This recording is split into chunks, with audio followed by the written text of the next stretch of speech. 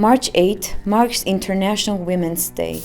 Armenians will celebrate with presents, chocolates, flowers, and more flowers.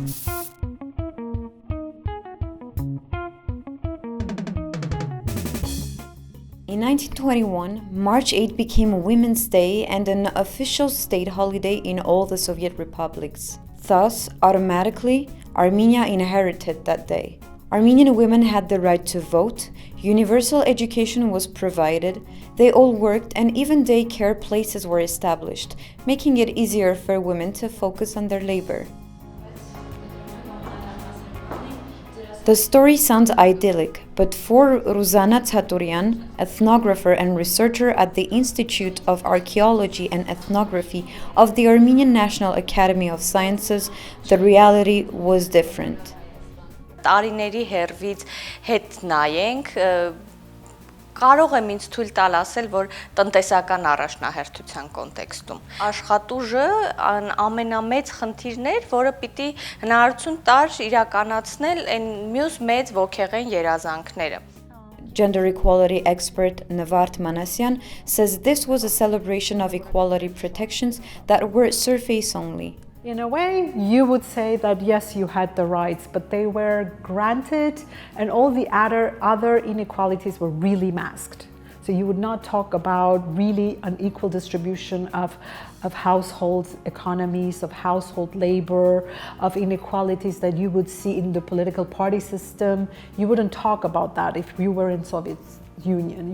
You would really celebrate the great achievements of Soviet labor, women and men as standing as equals. A new image of women was thus celebrated, the woman laborer.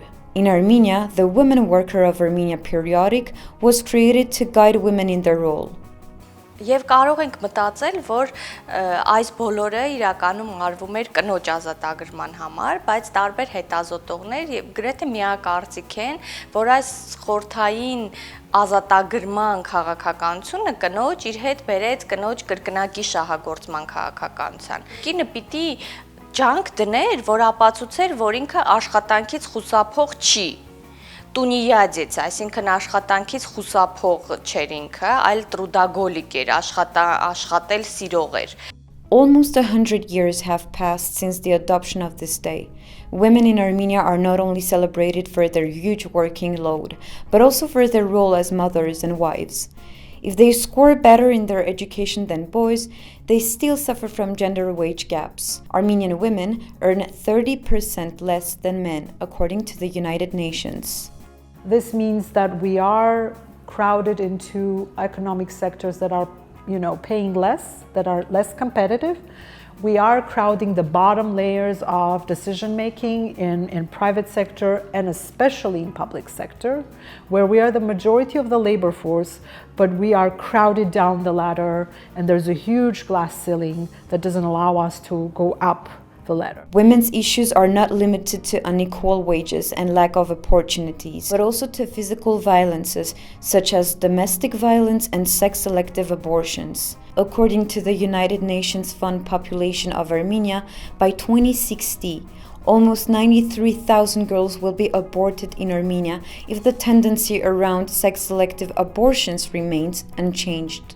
Concerning the domestic violence, the Armenian police overall received 2,682 emergency calls, registering 1,533 perpetrators. Precautionary measures were taken in 1,166 cases from 2018 to 2019.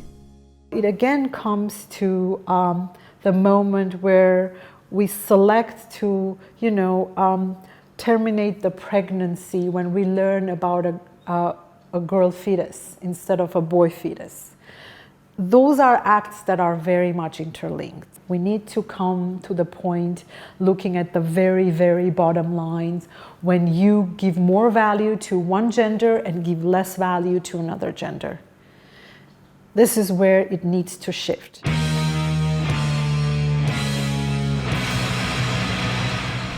This year's International Women's Day campaign has chosen the theme Each for Equal, which is drawn from the idea of collective individualism. The campaign team explained their choice and wrote, Our individual actions, conversations, behaviors, and mindsets can have an impact on our larger society. Collectively, we can each help to create a gender-equal world.